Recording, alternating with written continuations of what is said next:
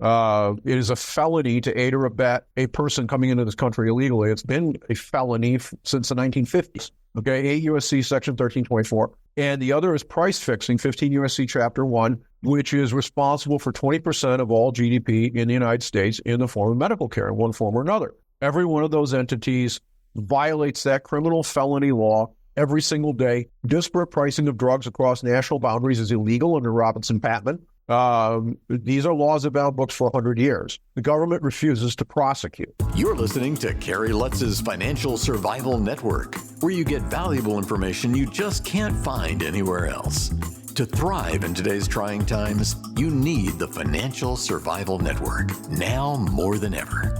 Go to financialsurvivalnetwork.com and get your free newsletter and gift.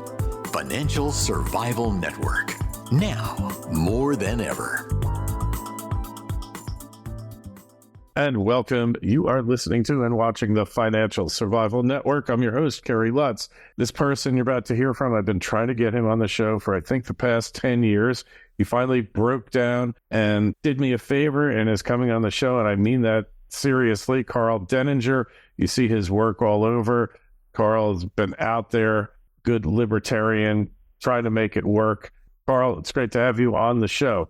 So, talking about libertarianism.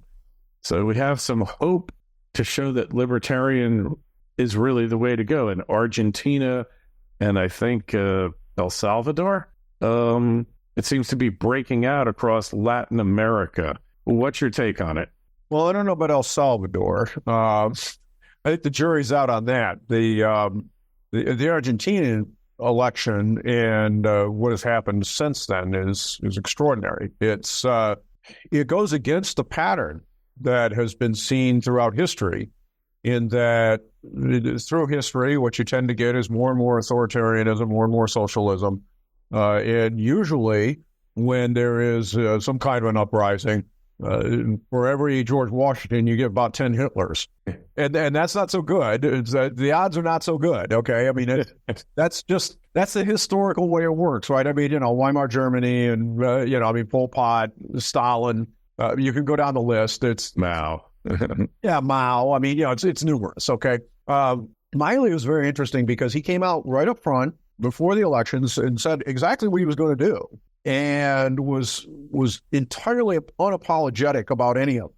Okay, that the socialist system that Argentina had fallen into, and which, by the way, ruined what was art. Well, Argentina had one of the best per capita GDPs in the world prior to descending down that slope. Okay, they had a extraordinarily prosperous and stable economy. It was fabulous, and then they ruined it. And he basically said, "Look, we're going to tear this all up. We're going to take the sledgehammer to those institutions and people that don't like it, and we're going to fix it. And of course, you have to elect me in order for that to happen. But that's what's going to happen if you elect me." And a lot of people said, "Oh, no, it doesn't really mean it. 5 minutes after he gets into office, all this is going to go out the window and all this and that." Well, he did mean it. And that's exactly what he did when he got in. So to me, I think it's an extraordinary demonstration that the people really can, if they're willing to enforce it, impose discipline, and we'll see how it works out. It's the jury is still out on this. Of course, it's still early, but at this particular point, it looks very promising. And I think one of the biggest things that's driving that and making it possible, and the lesson we need to take from it in America, is that we need to stop all of the violations of the law, specifically when it comes to illegal immigration. It is a felony to aid or abet a person coming into this country illegally. It's been a felony since the 1950s. Okay, 8 U.S.C. Section 1324. And the other is price fixing, 15 U.S.C. Chapter 1, which is responsible for 20% of all GDP in the United States in the form of medical care in one form or another. Every one of those entities violates that criminal felony law every single day. Disparate pricing of drugs across national boundaries is illegal under Robinson-Patman. These are laws that have been on books for 100 years. The government refuses to prosecute. And since all you can do is sue, you can't prosecute, this leaves the ordinary people in the country without a means of recourse. and it doesn't matter who you vote for, at least to this point, you get the same result. Neither, the parties will tell you they're going to do this or that, and then they don't. Trump famously in 2016 said he was going to solve this problem in the medical system. And literally on the night of the election, while I was sitting in a bar in Pensacola watching returns come in with some friends, those 3 planks disappeared off of his platform and were never seen again. It is what it is. Now, can we have a popular revolt in the political context in the United States, much like they had in Argentina, without violence and solve these problems? I don't know, but up until Miley was elected, I would have said that, the last 100 years, there's been a record of 0 successes. Not altogether. Chile was a major success. Yeah, right? Chile to some extent, but then again, here we are in America, okay, but now we've got Milei, and so far, He went to he's doing exactly what he said he was going to do. They went from a major deficit, to surplus in like 60 days. Can you imagine if anyone was really serious about it? Like, there are ways to use presidential power to shut down these agencies that nobody's ever done before, because there's this impoundment authority, and there's one case with Nixon where he refused to spend the money. They lost the case, but the case was not dispositive. Nobody's ever tried it again. It's like, just don't spend the money. Well, as I've pointed out to some other people, and nobody wants to take up the debate and have it with me, but it is absolutely true. The last 4 years have taught you something very important if you've paid any attention whatsoever, which is that human beings are primarily driven by fear. Same is true for investments. The same, that's what you saw with COVID, right? Sure. We knew within the first couple of months from the CDC itself, not some tinfoil hatter guy, from the actual CDC, that if you were under about the age of 50, you were more likely to die in a car accident than you were to die from getting this virus. Yeah. Okay? And yet we all accept the risk of a car accident every single day. Right? That's part of human life in modern society. Okay, We all accept this. But all of a sudden, something that is much less dangerous than that, and for people who are under the age of about 40, it was virtually no threat.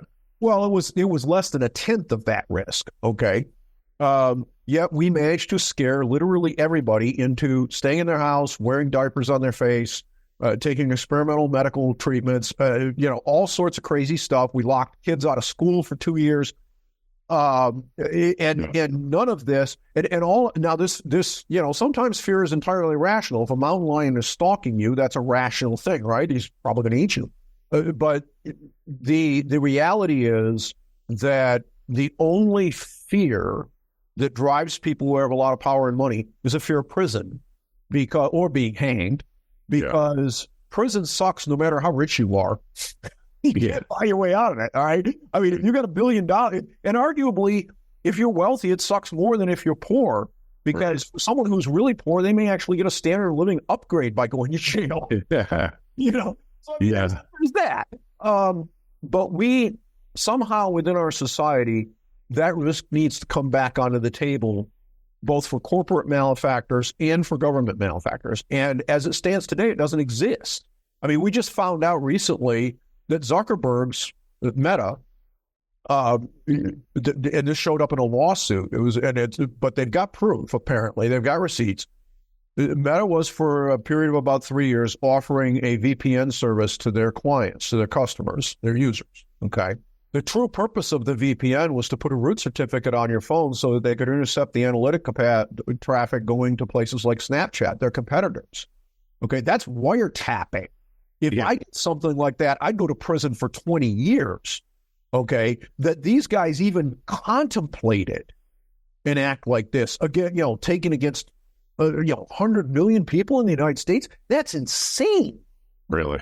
And yet, here it is, and they've got receipts that this is in fact what they did. They put a root certificate on these devices, which allowed them to man in the middle the traffic and intercept it without the consumer having any idea what was going on. And they were using this to essentially spy on their competition. Mm-hmm. Okay? That kind of thing, you think about, I've done computer security essentially my entire professional career. It's what I do is software engineering, network stuff, and this kind of thing. I ran an internet company in the 90s. I wouldn't even think about trying something like that. That's nuts. That's pretty ballsy. Yeah, but there it is. And so, this is, and there's obviously no fear within the corporate structure, that company or anywhere else, that they're going to be arrested and tried for wiretapping, federal wiretapping, and go to prison for 20 years. Just a misunderstanding. Yeah, well, so that's what you're describing, though, is kind of the thing of all empires. First, they have a moral collapse before the empire collapses. So we're living in a time of greatly impaired morality, of moralistic relativism, and it's what the schools have been teaching. Well, Kerry, I would go so. I think I'd back off a little from that, because there have always been people who don't give a wet crap about morals and ethics. Okay, what kept you from stealing horses in the Wild West? The possibility that the posse would be shot. Yeah, and you'd either get shot or hanged. Okay, and there was one sheriff. He was bad news if he came after you, because he could hang you. But you were a lot more worried about the 20 townspeople who made it their life's work to find you and make sure that you came to justice one way or another. And if you tried to not go, well, you didn't bother. They didn't bother with the trial. They just took care of the problem. Mm-hmm. So, there's always going to be somebody who doesn't care about diddling kids or, whatever the offense is. Okay. The only reasonable interference with those people, and the only way to stop them, is for them to have a fear, whether it's rational or not, that they're going to get caught and they're going to be punished. And fining people does not punish them for these kinds of offenses, because there's a lot of things that you can do to people that are not compensated for with money. Yeah, this is true. It's true. So, well, somewhere we've lost our way here in this country. And, when you look at like pictures from 100 years ago, and people got together, you saw them on the weekends. They're wearing, well, even in the 50s and 60s when we grew up, they're wearing like ties and jackets, and it's just the populace looks ugly. And there was no morbid obesity 60 years ago. Very little. Very little. There always was a little, okay, but yeah, when I was in school, there was a fat kid. Yeah, right. One or two. Now half the school's fat. Yeah, it's like unusual kids are the thin ones. Yeah, and so I mean, I don't attribute. A lot of people say, well, people are just lazy. They're sitting around their butts, twiddling their thumbs, playing video games. No, I think there's a whole lot more to it than that. Oh, it's the food. What passes for food, right? Yeah, and a lot of it is simply profit driven. The seed oil thing in particular is a problem. And I mean, I'll show you. I have a Garmin watch on my wrist here. It tracks HRV overnight. And if you want to see the truth about what screws with your metabolism, buy one of those that has that tracking capability on it. The one I have is a multi-sport, because I'm a runner as well. You don't have to pay that kind of money to get that, right, to get it. But you would be stunned. I mean, I can eat a single packaged product cookie a couple of hours before bed, and it will show up in the overnight data. Really? That's interesting, because I've... One beer. Yeah. One beer will show up. One beer, huh? Amazing. Well, I'm going to download that app for my my Apple Watch. I'm going to start to track it. It's, It's, the trick is you got to wear it all the time, because obviously it has to be on, you have to get the baseline established and things like this. Right. But and this is one of the problems I have with the Android and the Apple ones, is that they have to be charged too often, so it's inconvenient. Mm-hmm. This is where the Garmin wins, in that it goes a couple of weeks without having to be plugged in. All right, we're going to check it out for sure. Yeah. Definitely. Hey, so while things are bad right now, there's no reason to give up hope here, right? I mean, Argentina being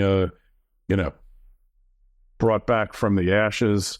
If Argentina can do it, anyone can do it.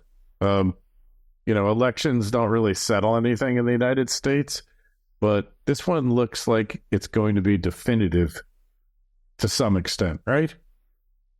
Yeah, I think, it's this is an interesting election because, frankly, I'm voting for Cthulhu.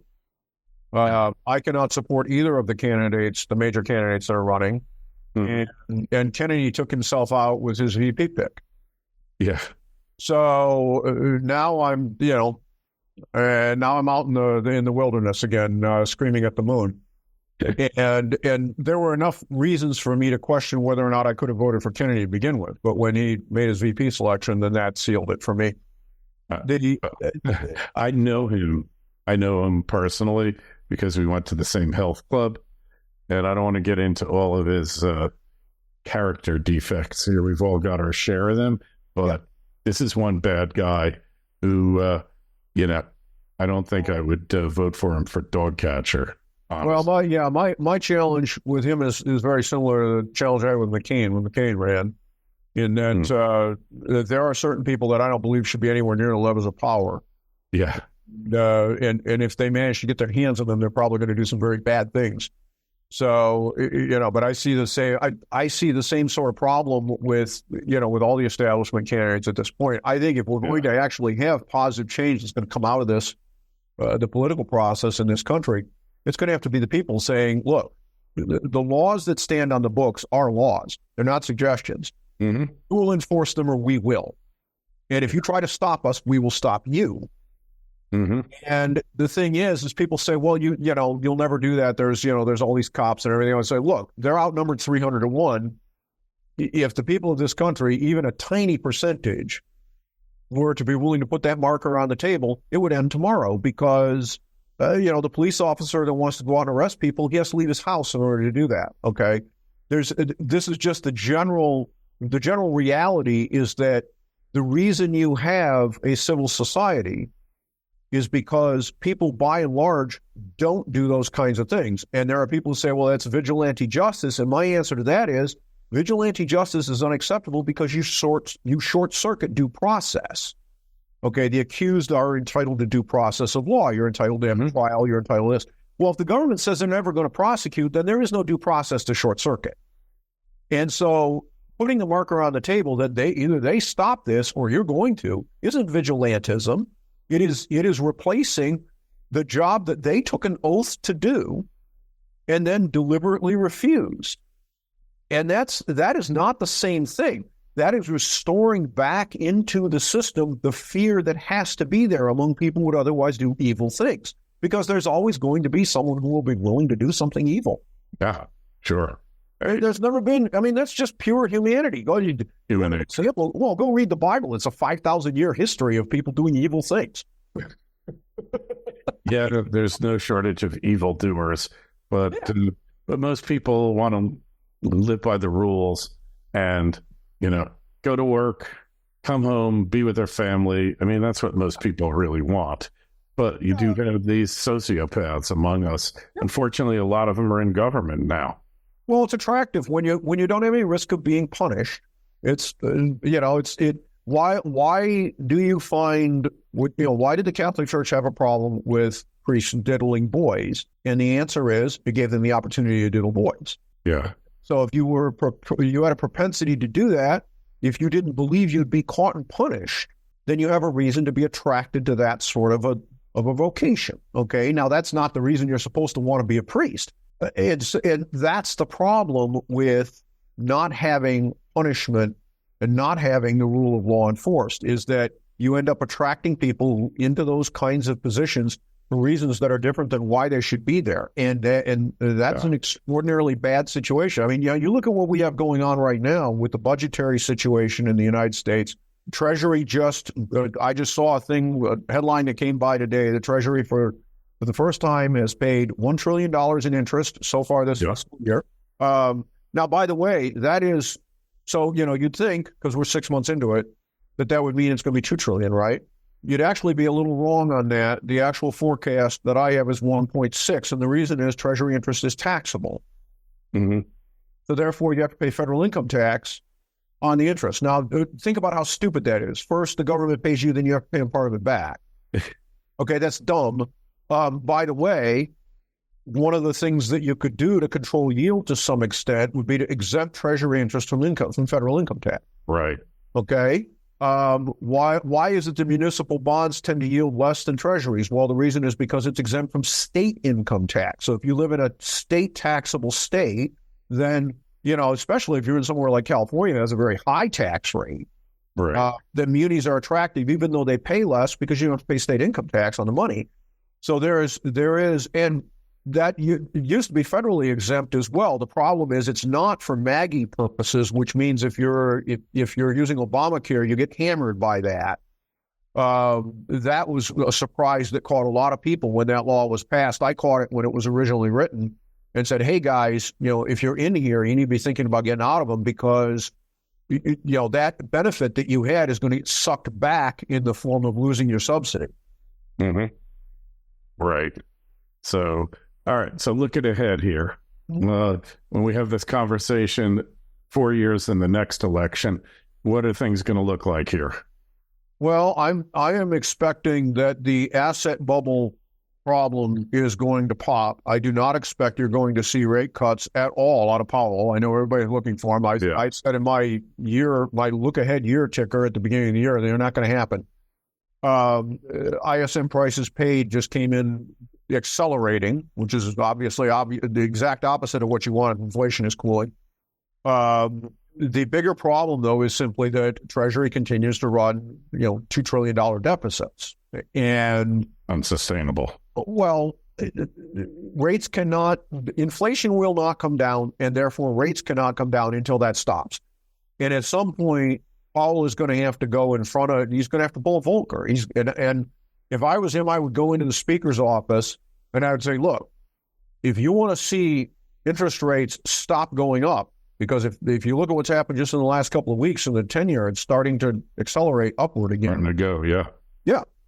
If you want to see that trend stop and reverse, you need to kill the deficit. And the only place you can do it is by going after the malefactors in healthcare, because that's about 40%. If people like to conflate this thing, there's this, the story's now going around about the so-called entitlement reform, and everybody always lumps in Social Security and Medicare and Medicaid into one bucket. Last fiscal year, Social Security ran about a 13, 14% fiscal deficit, operating deficit versus tax receipts. CMS, which is Medicare and Medicaid, ran an 80% operating deficit. Okay? One of those is easily fixed. You could put 1% on the FICA tax rate and lift the exemption limit by a modest amount, and you would resolve that problem. They would be cash flow neutral. Okay, fine. You'd have to multiply the Medicare tax rate by 5. Yeah. Which is not going to happen. Well, that's not going to happen. So you have to go after the cost. That's the only thing you can do, is attack the monopolist practices. You're going to end up firing a lot of people, but on the other hand, that's a short-term dislocation because that cost gets embedded into the cost of every product and service that's made in the United States. You take those costs out, the U.S. becomes more competitive, and jobs come back here. Hey, I was in Thailand, and then something happened to my eye. I had to get laser surgery there. It cost $700, and they had the latest equipment, Western-trained doctors. $700 here, it would have been $5,000 or $6,000. Yeah, well, I can very easily find, just mathematically, an 80% reduction in the cost of medical care by getting this stuff out of the system. Yeah. And people look at me like, they're like, what? I said, well, yeah. And, by the way, Medicare is an 80-20 program. So if Medicare completely went away in that system, under that paradigm, if it completely blew up, you'd pay the same amount of money. Because it'd be a fifth of what you pay now. Well, you pay 20%, so 20% of 20% is still 20%. Yeah. So there'd be no difference to you, but for everybody else, they wouldn't need medical insurance. You could just pay cash.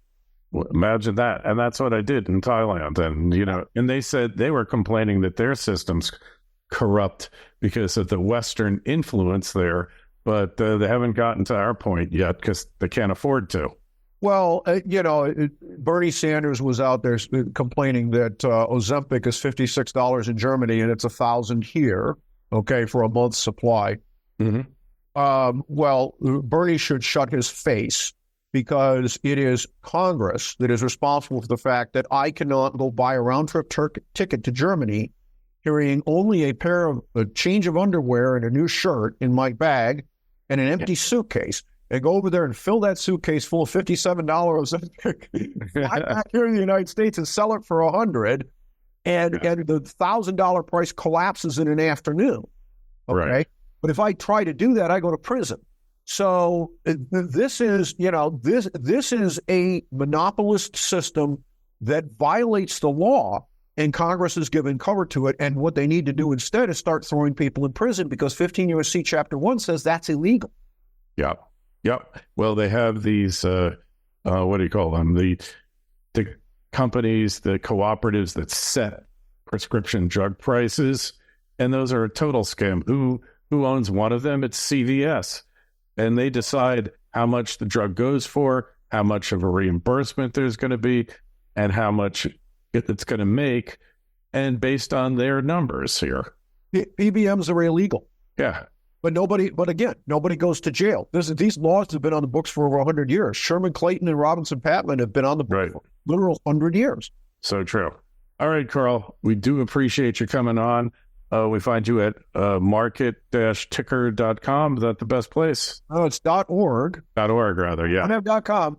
Market-ticker.org. And if you look on the right-hand side, there's a link there. It says what the media does not want you to read, which is the no ad side of the blog that does not have any advertising. And that's all the stuff that the various ad networks will literally blackball me for if I publish it. Really?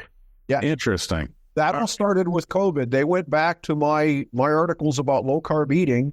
These were 10 years old at the time and threatened me with revoking my ad account if I continued to show ads against them. Yes. Why does that not surprise me? Yeah, well, low-carb is the key to healthy living for sure. I learned that the hard way, but I'm doing it now. Hey, if you got a question for Karl or myself, shoot me an email, kl@kerrylutz.com. Link to Karl's site is in the show notes of this interview on financialsurvivalnetwork.com. And while you're there, sign up for our free newsletter. Karl, been a total pleasure. I really appreciate you coming on. Anytime. Thanks for listening to Kerry Lutz's Financial Survival Network, your solution to today's trying times. For the latest, go to financialsurvivalnetwork.com. Financial Survival Network, now more than ever.